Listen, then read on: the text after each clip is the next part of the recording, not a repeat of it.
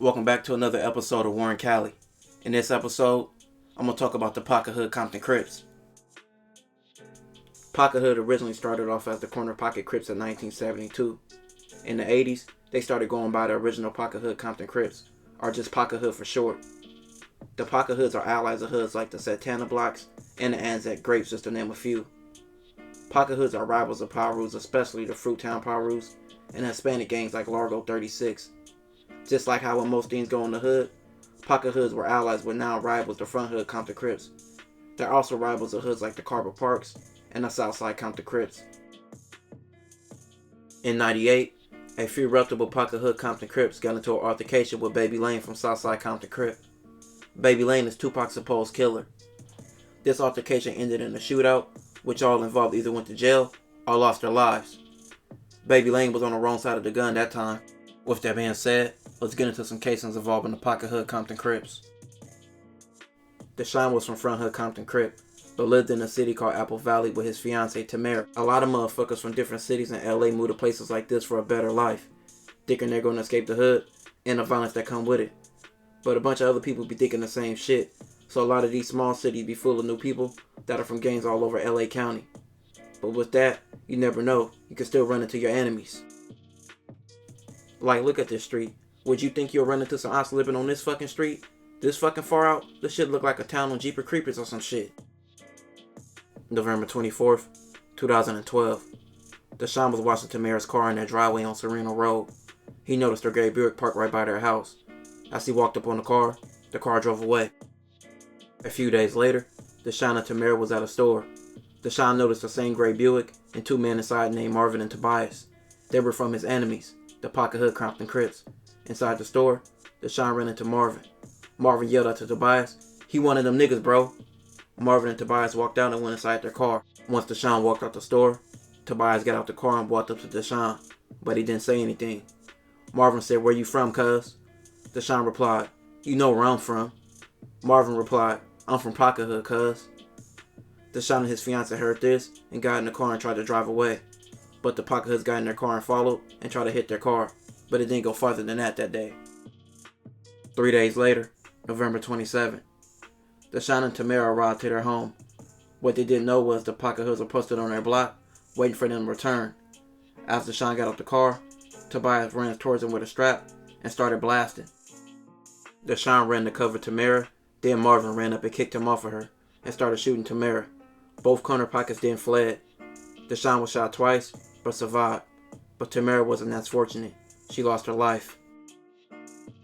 Both Poccet Hood members were later identified, and Tobias said he was a lookout. He even said Marvin was the shooter, and another man was the driver. Cell phone records will show they were all in the area when the shooting happened. Neighbors even picked them out as the shooters. But this is where this fucking case gets weird. It was said Marvin was stalking Tamara and trying to fuck with her, but she was curving his ass. So his motive was deeper than trying to kill an op. This was a 2-for-1. He couldn't get her, and her man was an enemy, so this nigga was full of rage, and he wanted to lead him full of bullets. But Marvin would tell police this was complete bullshit. Marvin said him and Tamara had been creeping on the low for years. He could be lying, or this could be a love triangle going bad, because he was too focused on shooting her and not even finishing Deshaun off. Marvin received 107 years to life, and Tobias received 130 years to life. On October 18th of 2014, a woman named Crystal hosted a birthday party for her child at a restaurant in Carson. A few members of the Poccet Hoods were attending the party, like Chris and Dan. They were jumped in a restaurant by some Front Hoods and some Crips from PJ Watts. They beat Chris so bad, he could barely move. October 26th, around 8:30 p.m. This shit would be like the nightmare on Imperial Court. Several people will be in the parking lot in Imperial Courts, and the shooter will pop out of nowhere and fire multiple shots into a crowd. Leticia and Tyrone hid behind a car, where the shooter noticed them and fired multiple shots at them. Leticia was shot in the hand and ankle, and Tyrone was shot in the face and hand. Both were lucky to survive their injuries. Several people who were outside later identified Dan as the shooter. The same night, about an hour later in the Imperial Courts again, a woman named Ashley and 3 of her friends waited inside her car for her brother to come out before they could leave. A car then drove by, then doubled back. They tried to get out the car because they felt something was going to happen. A man walked up and started shooting.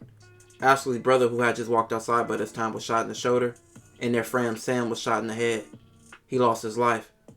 Police later determined both shootings were related, and the same strap was used in this shooting was used in the previous shooting. Ashley later identified Chris as the shooter. A year later, September 26, 2015, Deshaun went to a store where he ran into Chris. Chris was yelling disses to Mona Park and the PJs, as he thought he was from either. Chris then asked Deshaun where was he from. Deshaun replied, 7th Street Watts. Chris banged on him repping Poccet Hood, and Deshaun reply was, we don't beef with y'all, bro. We cool. I guess 7th Street Watts was good enough to shoot, cause Chris followed Deshaun up the store and shot Deshaun 3 times. For their part in these crimes, Chris and Dan both received life without the possibility of parole. December 17th, 2016.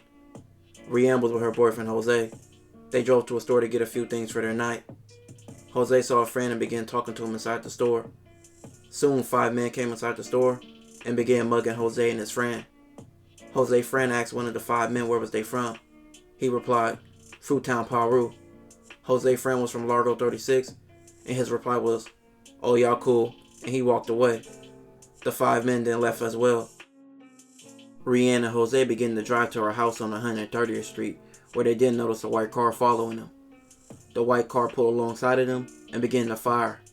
Jose was shot in the head, and he lost his life. A church on 130th Street had cameras and caught the shooting on tape. The store also had videos of the white car and the 5 men who were in it, and videos also of them being inside the store. All 5 men were actually from Poccet Hood, and Largo 36 were their rivals. Whether Jose was a banger or not, this was just a classic case of guilty by association.